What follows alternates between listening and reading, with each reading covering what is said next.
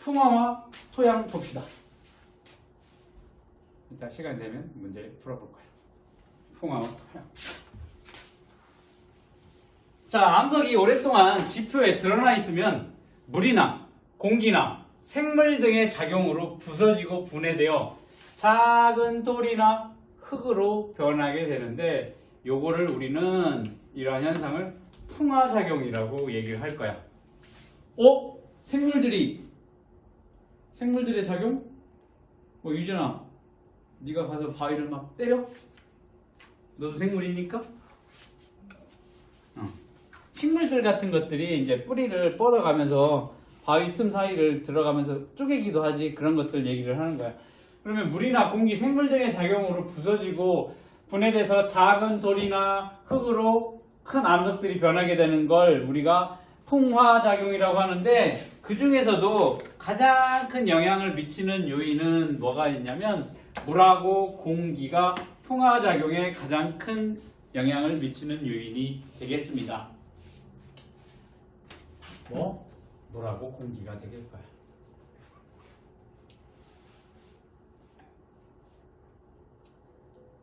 풍화작용을 일으키는 여러 가지 요인 봅시다. 물이 어는 작용.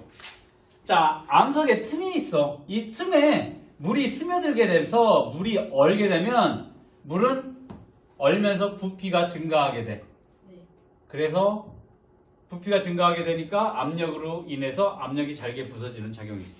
자, 물을 유리병에다가 탁 채워놓고 꼭 닫아놓은 다음에 냉장고에 얼려봐. 그럼 어떻게 돼? 깨져. 그치? 왜 그래? 나중에 배우겠지만 물을 이루고 있는 분자 구조가 물이 있을 때는 서로 가까운데 이게 이런 식으로 원래 가지고 있는 구조보다 사이가 멀어지게 되는 현상이 물에서 나타나게 돼. 물 입자 구조가 바뀌어. 그러면서 부피가 커지게 돼. 그로 인해서 밀도차가 생성이 돼서 얼음이 물 위에 통통통통 떠 있는 것들 나중에 또 자세하게 배우게 될 거야. 결국에는 이렇게 물이 얼게 되면서 부피가 증가하게 되니까 여기에 물이 스며들어 있다가 얼었어? 그러면 부피가 늘어나니까 여기가 쪽쪽쪽 쪼개져 잘게 부서지는 물이 어는 작용. 이게 풍화작용을 일으키는 요인이 될 거고, 그 다음에 이러한 물이 어는 작용 같은 경우에는 밤낮의 기온차가 큰 고산지방에서 활발하게 일어나겠지. 밤낮의 기온차가 적은 곳이나 혹은 얼음이 얼지 않는 그러한 적도지방 혹은 온화한 지방에서는 이러한 물의 어는 작용으로 인한 풍화작용은 잘 일어나지 않겠지. 그 다음 식물 뿌리의 작용. 암석 틈을 파고든 식물의 뿌리가 성장을 하면 그 틈틈 사이를 이 뿌리가 계속 찾아간다고. 왜? 자기 물을 흡수해야 되니까 최대한 멀리까지 뻗어서 물을 찾기 위해서 그 틈틈으로 하니까 암석이 부서지는 현상이 일어나게 된다. 식물 뿌리에. 그 다음 공기와 물의 화학작용이야. 뭐냐면 지표면에 노출된 암석이 물을 만나서 혹은 공기랑 만나서 화학성분이 변하게 되면서 잘게 부서지거나 혹은 녹는 현상들이 나타나게 된다. 그래서 공기 중에 산소가 녹아있는 물하고 암석이 반응하게 되면 잘게 부서지기도 하고 붉게 변하는 현상도 일어나게 되고, 그 다음에 너희 잘 알고 있는 이산화탄소가 녹아있는 물이 석회암을 녹여서 석회동굴 만들게 되는 것들. 석회동굴이 이렇게 공기와 물의 화학작용에 의해서 나타나는 뭐가 되겠다? 풍화작용이 되겠다.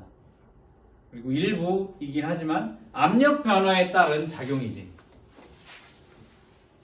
자, 지하 깊은 곳으로 들어가면 들어갈수록 어떤 압력이 커진다라고 했지. 그러면 지하 깊은 곳에 있던 암석이 어떻게 되겠어? 위로 올라오게 되면 압력이 낮아져. 외부에서 이렇게 누르는 압력이 낮아지니까 이 밑에 있던 돌이 위로 올라오고 되면 어떻게 돼? 이게 쩍쩍쩍쩍 터지는 현상이 나타나게 되지. 그래서 그 물고기 잡는 영상을 보게 되면 그 깊은 바닷속에서 살고 있는 물고기 막 몇백 미터에 되는 낚싯줄을 이용해서 물고기 잡게 되면 그 깊은 곳에서는 수압 때문에 높잖아. 압력이 높다가 위로 끄집어내면 밑에서 누르는 힘이 약해지니까 눈이 이렇게 팍 하고 튀어나오는 현상. 심한 경우는 내장이 막 바깥으로 나오는, 입으로 이렇게 나오는 현상. 그런 현상들이 나타나요. 왜? 밑에는 압력이 큰데 위로 올라오니까 압력이 약해지니까 결국에는 여기서 누르는 힘, 이게 압력인데 이게 지상으로 올라오니까 이게 약해져. 자, 여기서 바깥에서 누르는 압력하고 안에서 바깥으로 미는 압력이 서로 같으니까 얘가 가만히 있어 안 쳐지고 그대로 있는데 이게 바깥에 지하에서 위로 올라오게 되면 이 힘이 약해져. 그러면 어떻게 안에서 미는 힘이 강하니까 어떻게 돼? 이렇게 갈라지는 현상이 나타나게 된다는 거죠. 지하 깊은 곳에 있던 암석이 지표로 노출이 되면 압력이 감소와 부피가 늘어나고 틈이 생겨. 이 틈에 물과 공기가 스며들어서 암석 표면이 양파 껍질처럼 얇게 떨어져 나가서 부서지는 박리작용이 일어나게 된다라는 거지. 여기 보면 북한산에 있는 인수봉도 여기 박리작용에 의해서 요거 압력 변화에 의해서 이렇게 양파 껍질 벗겨지듯이 여기 미국 요세미티 국립공원에 있는 거 혹은 식물 뿌리가 부수고 있네. 그 다음에 여기 물의 어는 작용에 의해서 여기 암석이 부서지는 현상도 나타나게 된다라는 것이.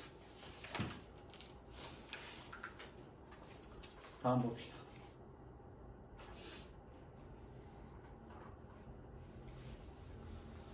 풍화작용이 잘 일어나는 조건 볼까?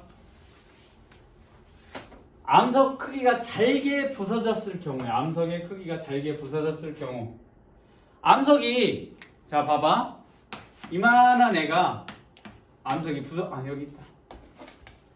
여기. 크기가 큰 암석 표면 여기야. 여기는 같은 부피인데 어떻게 되니? 8개로 나눠지게 되면 표면적이 얘는 2 곱하기 2 곱하기 요만큼이 몇 개가 있는 거야? 6개가 있으니까 얘의 표면적은 크기가 큰 암석 얘 표면적은 얼마니? 24야.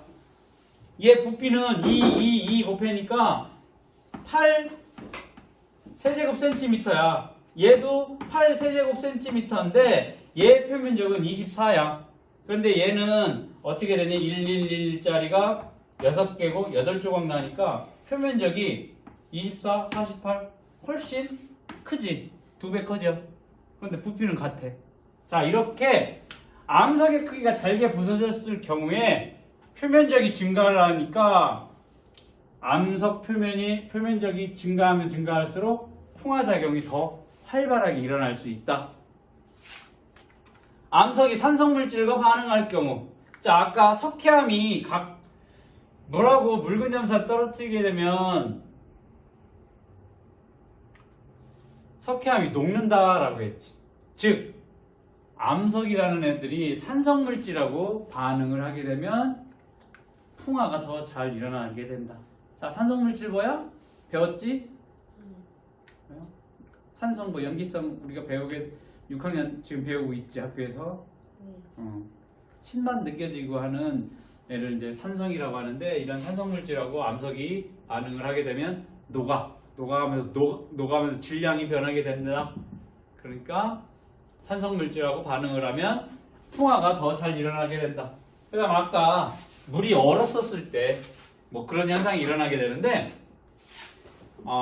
기온이 높고 강수량이 많은 열대지방, 해안지방, 저지대, 공기와 물의 화학작용, 비가 많이 내리는 그런 곳에서 활발하게 일어나고 물이 어는 작용 같은 경우는 밤낮의 기온 차이가 큰 고산지대에서 활발하게 일어나게 된다 하는 거지. 이렇게 풍화작용이 잘 일어나는 조건, 표면적이 넓게 되거나 산성물질과 만나게 되나 혹은 기온의 영향을 받을 수도 있고 그 다음 강수량의 영향을 받을 수도 있다라는 거 기억을 해두면 되겠습니다.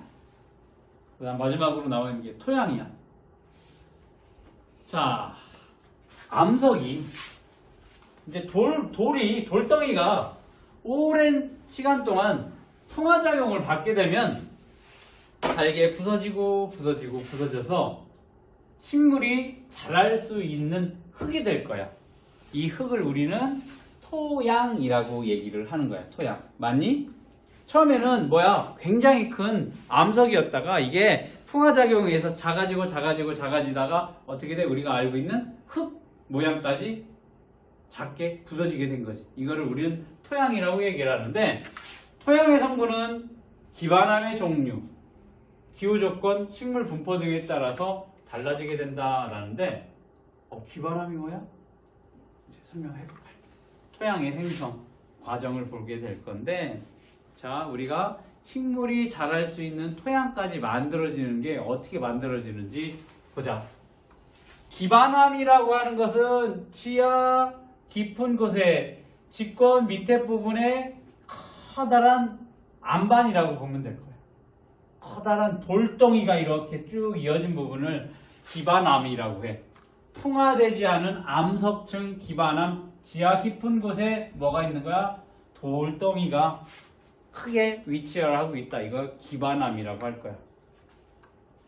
자, 이러한 기반암의 이 위에 부분에 떨어져 나온 돌 조각이나 모래로 이루어진 그 층을 우리는 모질물이라고 얘기를 할 거고, 그 다음에 이러한 기반암에서 모질물들이 떨어져 나온 애들이 풍화가 되면 어떻게 유기물들이 포함돼서 식물이 자랄 수 있는 조금 더 작은, 우리가 잘 알고 있는 흙으로 변한 그 부분을 우리는 표토라고 얘기를 할 거야.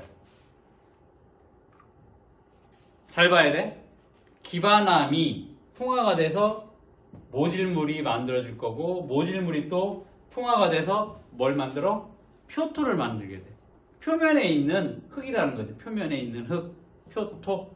그 다음에 이 표토에는 유기물들, 즉 동물, 식물, 생명체를 이루고 있는 물질들이 포함이 되어 있어서 이 표토에서는 식물들이 잘 자랄 수가 있어. 여기에 빗물에 의해서 이 표토에 있는 물질들이 씻겨서 밑에, 표토 밑에, 표토와 모질물층 사이에 심토라고 하는 층이 만들어지게 된다는 거야.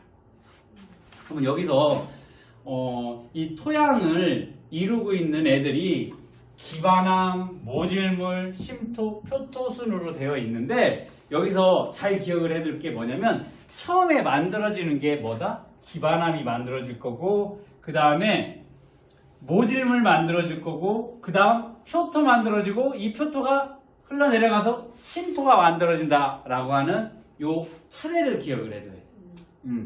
자, 여기서 많이 실수하는 게 뭐냐면 위에 표토, 심토, 모질물, 기반암이 있으니까 1번, 2번, 3번, 4번 만들어집니다 라고 대부분 실수를 많이 하는데, 제일 먼저 만들어진 게 기반암, 그 다음에 모질물, 그 다음 표토 만들어지고, 요게 다시 흘러내려가서 심토가 맨 마지막에 만들어지게 된다. 이 차례 꼭 기억을 해둬야 될 거야.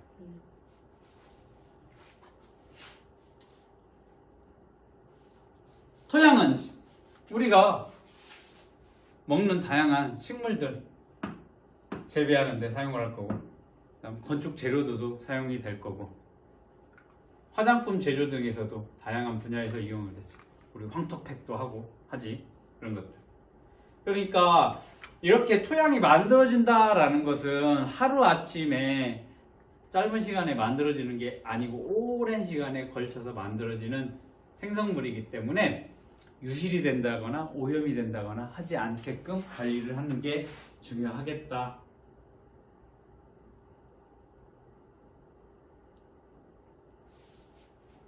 그래서 경사진 곳에 나무를 심어서 토양 유실을 막는다거나, 산비탈에 계단식 논을 만들어서 유실을 막는다거나, 혹은 농약이나 화학비료 등을 사용하지 않는 농법으로 작물을 재배하면서 토양을 보존하기도 하고, 그 다음에 오염으로부터 어떻게 관리를 하는 방법이 되겠다라는 거 여기까지 보면 될 거고,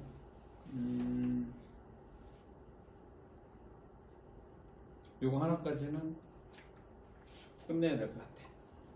오른쪽에 암석의 생성 환경 알아보는 방법인데, 여기 화성암과 퇴적암과 변성암의 생성 환경을 알아보는 탐구야. 간단한 실험을 통해서 아까 앞에서 우리 화성암도, 그 다음에 퇴적암도, 변성암도 만들어지는 과정을 실험을 통해서 알아보자라는 거지.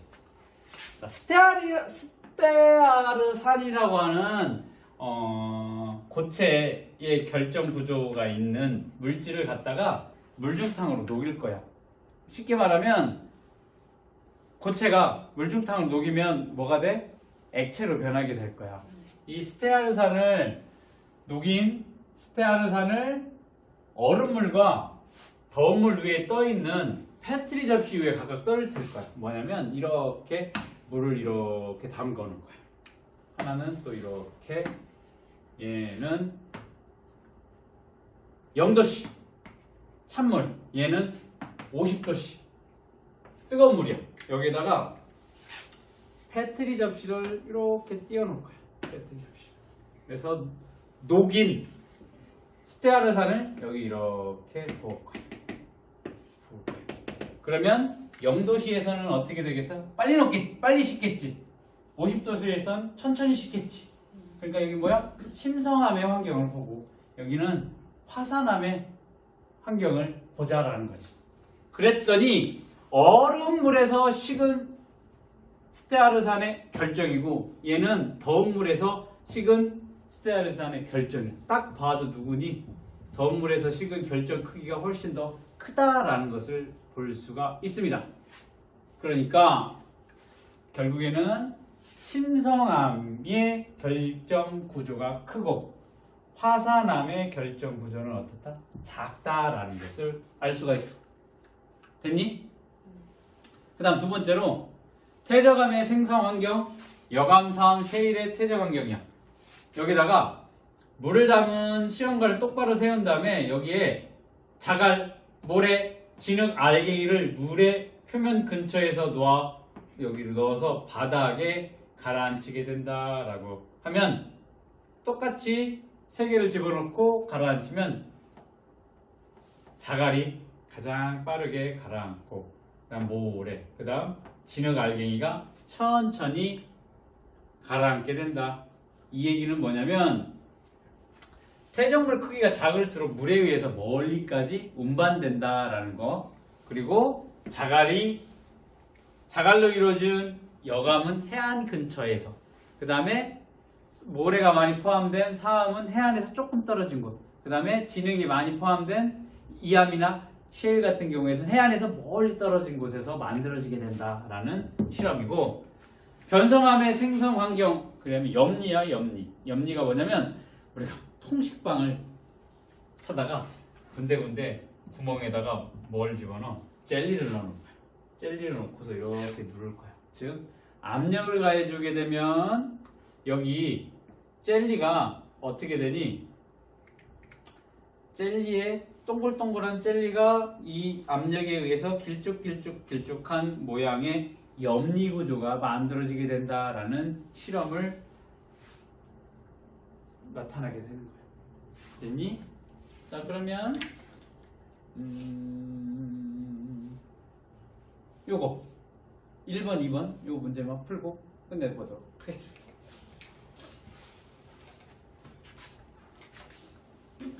(33쪽의) 문제.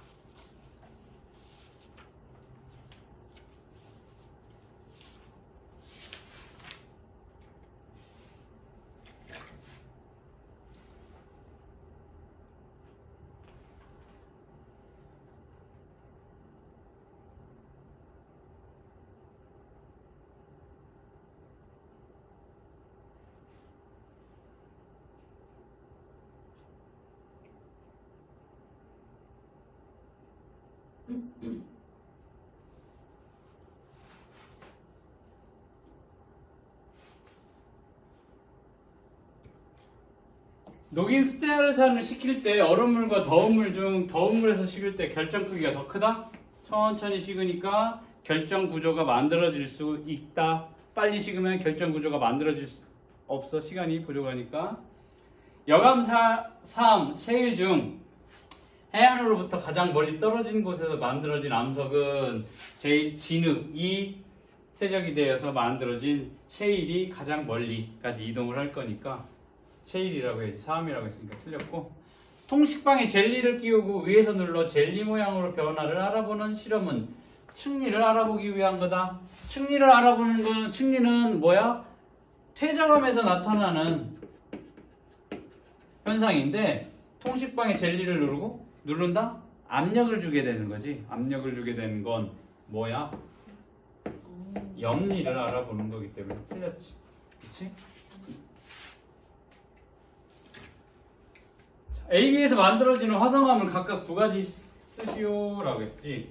자, 화성암은 지하 깊은 곳에서 천천히 식어서 나타나는 심성암이 있을 거고, 지표급처에서 급작스럽게 식어가는 화산암이 있을 겁니다. 그러니까 결정 크기가 여기는 크고 결정이야. 여기는 작고. 그랬었을 때, 자, 밝기가 어둡고, 여긴 밝고. 그러면 화산암 뭐가 있어? 여기 현무암, 여기 유무암, 심성암은 반려암, 화강암 이렇게 쓸 수 있어야 되겠다. 됐니? 자, 여기 보면